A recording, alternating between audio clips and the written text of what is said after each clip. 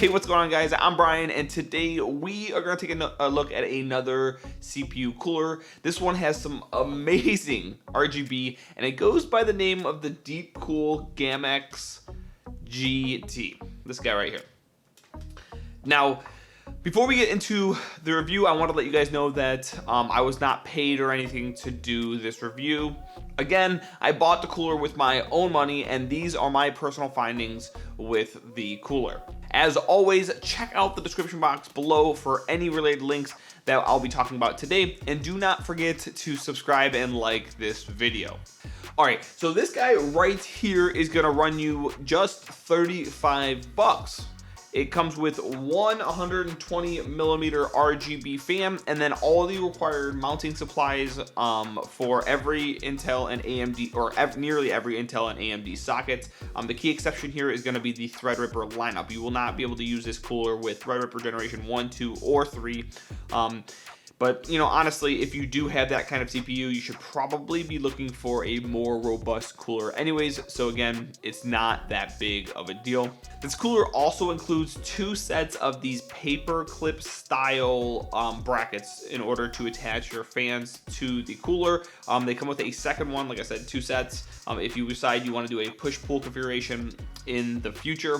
Lastly, they also include a couple different options for the RGB. First and foremost, you can use this guy right here. This is a 12 volt RGB adapter. So basically you plug everything in, you plug this right into your motherboard, and you can control your RGB with this. And then the second way is actually this SATA connector. So you connect everything together and you get like this controller, which is again, you have a SATA port, you plug this into power, and then this will control your RGB. So even if you don't have that 12 volt header, you can still use this in order to control the RGB. Of course, the controller isn't, you know, as convenient as being able to use the motherboard, but it's nice that DEEPCOOL provides these different options for the user. I mean, you know, what if you don't have 12 volt, you know, the header, you can use that instead and it works just as well. Okay, so the design of this cooler is going to be very similar to many other CPU coolers in this price bracket. You get the standard kind of like 4 copper heat pipes that most of them have that are attached to your cold plate, and then you get these aluminum fins. Again, both of these are used to extract as much heat as possible from your CPU.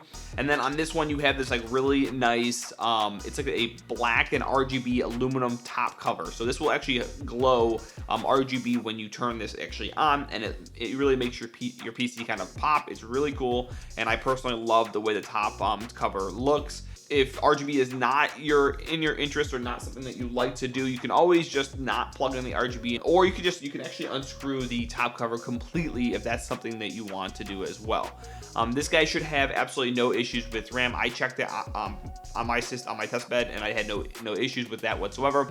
And then again, it sits at then it sits at 156 millimeters tall, meaning that this cooler should fit in basically every mid tower and full tower cases out there. All right, so the installation of this cooler is pretty simple, and it's one of my favorites out of all the ones I've tested. First off, you'll need to go out and grab your back plate, right? And this backing plate will have a bunch of holes labeled different things like AM4, AMD, Intel, and then you have like, you know, 1366, 1150, or 115X, and basically you grab these little inserts, you plug them into whichever hole that you plan on mounting this, you know, whichever hole that is labeled the same socket that you plan on mounting it to.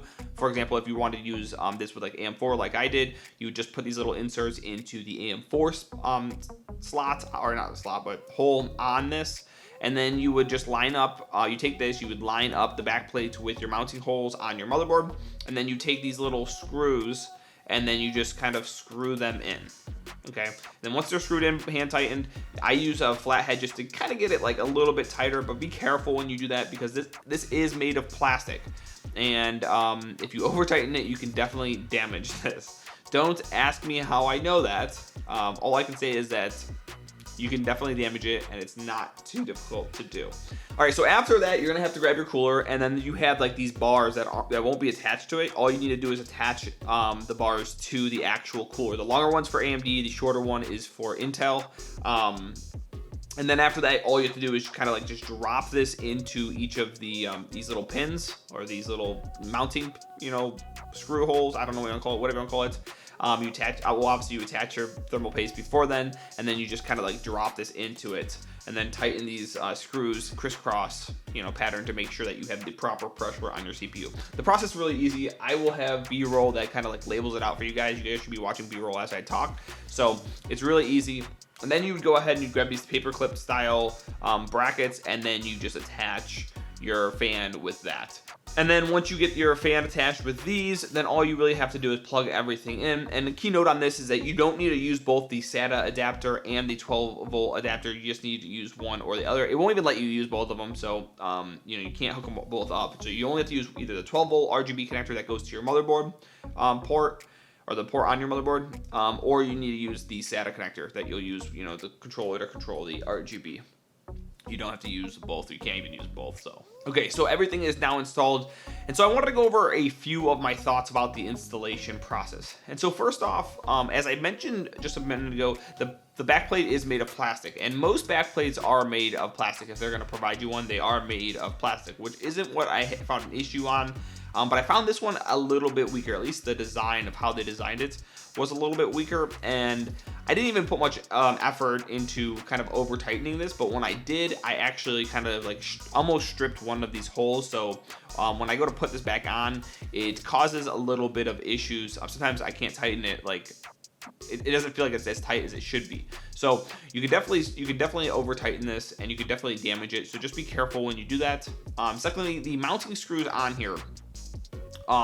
This is a brilliant idea. Like, you basically, when you hook this all up, when you go to sit your cooler down after you put thermal paste on, like the screw holes, or the screws on the actual mount, are gonna sit right into this hole, and it makes it such an easy way to attach your cooler. Like, you don't have to line up the cooler while you're trying to push down pressure and and screw it in. You don't have to do any of that. You just literally set it in, and then you start screwing, and it works. And it's amazing how it works. I wish every single cooler out there, no matter how much it costs, I wish they had these kind of like these little seats that you can kind of put the screw in. It works really well. It's kind of hard to explain without actually seeing it, so you should be seeing some B-roll that kind of shows you what I mean. But it's it's awesome. It's amazing.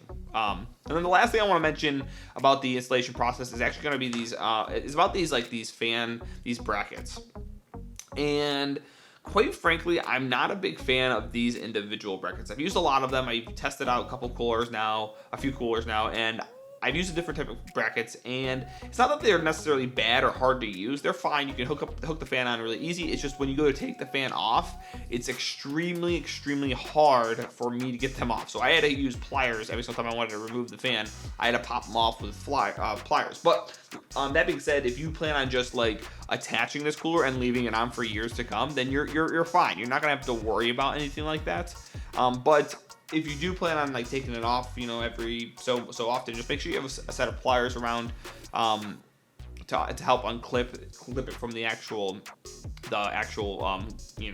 cooler itself. It's not a deal breaker. It's just something I wanted to note and let you guys know, because it did kind of bother me. Now, before we get into the actual performance of the unit itself, here are two clips of the noise produced at both idle and during load for this CPU cooler. As I've said in a previous video, I do not have the means to actually like record sound levels, but I am able to record clips of what it does sound like at a certain distance. So here they are now.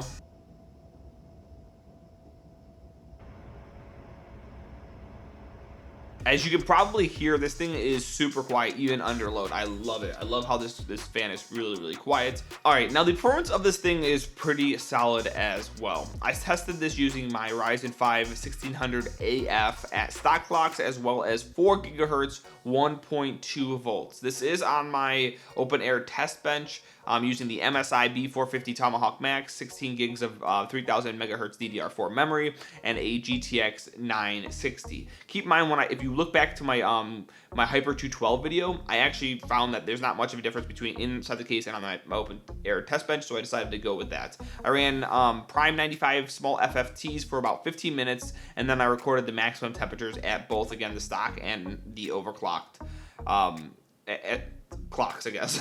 I also played some games such as Fortnite, Civ 6, and WoW for a few hours to see where the temps capped out when I was playing games as well. Okay, So at stock clocks, this thing capped the temperature at 37 degree delta while running Prime 95 small FFTs, and only a 23 delta while playing games. So this thing will be great for playing games. You know, it's not the CPU is super cool. It also idled at a mere 7 degree delta, and that's pretty awesome if you ask me. I mean, it's really cool. Once we overclocked it, we found that the temperatures capped out at a 46 degree delta during small FFTs, and then a 30 degree delta while playing games. The temps at idle while overclocked were just 7 degree delta as well, so it didn't change.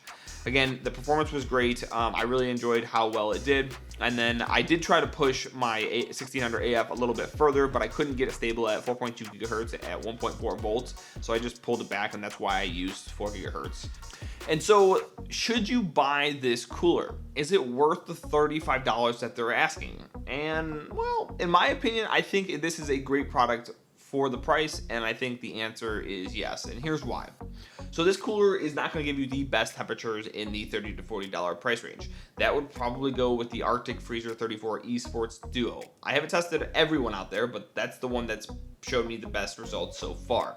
But what the data doesn't necessarily show, and part of this is because I can't record it yet, I don't have the tools necessary to record it, is that this thing is super quiet. It also has the absolute best installation process out of all the coolers I've tested so far. It's still a great performer, and the RGB on this thing is amazing looking. I love the way they've implemented the RGB on this.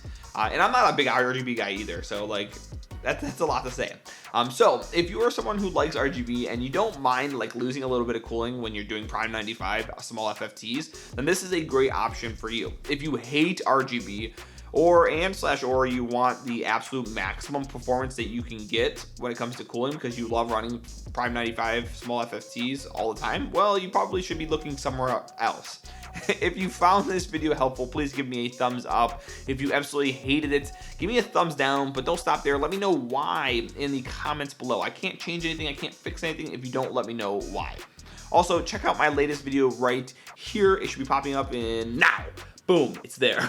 And don't forget to subscribe for more tech content just like this. If you have any questions at all, let me know in the comments below. Thanks for watching, and I'll see you guys later.